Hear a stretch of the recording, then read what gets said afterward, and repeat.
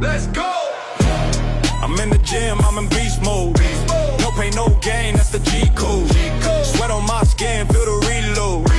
Ain't no limit when I'm in my zone. Let's go, let's go. When I'm in my zone. Let's go, let's go. When I'm in my zone.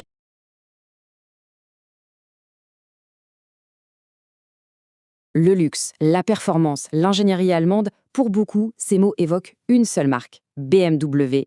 C'est l'un des noms les plus reconnus au monde.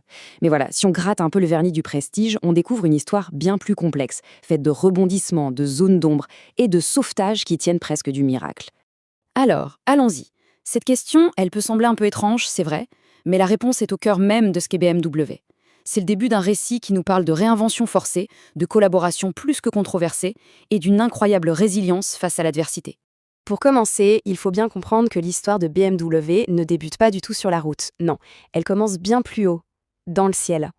Le destin de BMW bascule presque tout de suite. À peine fondée comme fabricant de moteurs d'avion pendant la Première Guerre mondiale, l'entreprise se voit littéralement couper les ailes. Le traité de Versailles, en 1919, interdit tout simplement à l'Allemagne de produire des avions. C'est la survie ou la mort. BMW choisit de survivre, se tourne d'abord vers les motos, puis, en 1928, se lance dans l'automobile. Une réinvention totale et forcée. Et ce qui est fascinant, c'est que cette histoire, elle est visible sur chaque BMW qui sort de l'usine aujourd'hui. Ce fameux logo, le rond bleu et blanc, eh bien ce n'est pas juste un joli design. C'est une hélice d'avion qui tourne dans le ciel bavarois, un rappel permanent de ses toutes premières amours. Mais ce lien avec l'aviation est sur le point de revenir hanter BMW. La décennie suivante va voir l'entreprise renouer avec ses origines d'une façon qui va la marquer au fer rouge pour toujours. C'est là que l'histoire prend un tournant vraiment très sombre.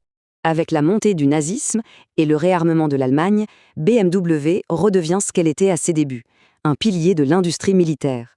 Ses usines se mettent à tourner à plein régime pour produire des moteurs pour la Luftwaffe, l'armée de l'air allemande.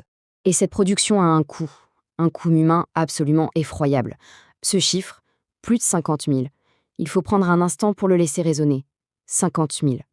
C'est le nombre de personnes, des êtres humains, contraintes au travail forcé dans les usines de la famille Kant qui contrôlait déjà BMW à l'époque. Il faut être très clair ici. La machine de guerre de BMW tournait grâce au travail d'esclaves. Des milliers de prisonniers de guerre, de déportés de camps de concentration. On ne parle pas seulement de conditions de travail terribles, non. On parle de camps construits sur les sites mêmes des usines, parfois avec leur propre zone d'exécution. La brutalité était telle que l'espérance de vie d'un travailleur forcé était de 6 mois. Cette phrase est d'autant plus glaçante qu'elle vient d'une étude commandée des décennies plus tard par la famille Quant elle-même. Les mots sont pesés et ils sont sans appel.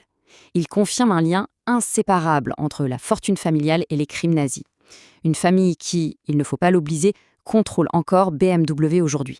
Après la défaite de l'Allemagne, les usines BMW sont en ruine. L'entreprise est dévastée. Et une fois de plus, elle doit se battre pour ne pas disparaître. Le spectre de la faillite est de retour. Alors que l'Allemagne de l'Ouest vit son miracle économique dans les années 50, BMW, elle, est au bord du gouffre. La raison ? Une gamme de produits complètement schizophrène. D'un côté, il y a l'Isetta, cette adorable mais minuscule voiture bulle. De l'autre, d'imposantes et très chères berlines de luxe. Entre les deux, le désert. Rien pour la classe moyenne qui est en plein essor. Résultat, l'entreprise brûle son argent à une vitesse folle. Le point de rupture arrive en 1959. BMW t'exsangue, au bord de la faillite, et son éternel rival, Daimler-Benz, sent l'odeur du sang et prépare le coup de grâce, une offre de rachat. La fin de BMW semble vraiment inéluctable. Et c'est à ce moment précis, au bord du précipice, qu'une figure aussi centrale que paradoxale va entrer en scène et changer le cours de l'histoire. Alors que les stylos sont presque sortis pour signer la vente à Daimler-Benz, un homme va tout changer. Contre l'avis de tous ses experts, l'industriel Herbert Kant décide de faire un pari fou. Il met en jeu sa fortune personnelle, augmente massivement la part de sa famille dans l'entreprise et, d'un coup, bloque le rachat. C'est un véritable coup de théâtre. Herbert Kant vient de sauver BMW de l'extinction. Il devient, ce jour-là, le héros de l'histoire. Mais, et c'est là que l'histoire devient terriblement inconfortable. Ce héros, le sauveur de BMW, est le même Herbert Kant. Le même homme qui, quelques années plus tôt, était membre du parti nazi. Le même qui supervisait personnellement des usines tournant grâce à des dizaines de milliers de travailleurs forcés. Le sauveur et le profiteur de guerre ne sont qu'une seule et même personne. C'est tout le paradoxe de l'histoire moderne de BMW qui éclate ici au grand jour. C'est donc sur ces fondations extrêmement complexes que BMW va se reconstruire pour devenir le géant mondial que l'on connaît aujourd'hui. Avec l'argent frais de Kant, BMW peut enfin respirer et surtout innover. C'est le lancement de la Neue Klasse, la nouvelle classe. Des berlines sportives, élégantes, performantes, qui tombent pile au bon moment sur le marché. Elles comblent ce fameux vide dans la gamme et forgent l'ADN de la BMW moderne. C'est là que tout ce que l'on associe à la marque aujourd'hui prend racine, y compris ce slogan devenu légendaire, le plaisir de conduire. Le symbole de cette renaissance, c'est ce bâtiment incroyable, le nouveau siège social de Munich. Inauguré pour les Jeux Olympiques de 1972, sa forme de moteur à 4 cylindres est une déclaration au monde entier. BMW est de retour, plus fort, plus innovant et plus confiant que jamais.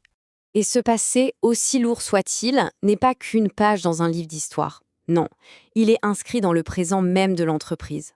Aujourd'hui encore, la famille Candit détient près de la moitié de BMW. La fortune et le pouvoir acquis pendant et après la guerre sont toujours là, au cœur même du réacteur. L'héritage de ce sauveur si controversé est plus vivant que jamais. Au final, l'histoire de BMW, c'est celle d'une dualité permanente. D'un côté, l'image brillante de la performance et du plaisir.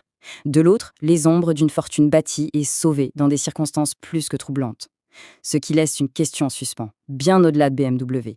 Comment le passé, même le plus inavouable, continue-t-il de façonner les géants d'actionner le économiques que pouce nous vers le admirons haut aujourd'hui? et de vous abonner, ça nous aidera de créer plus de vidéos pédagogiques. Merci à tous.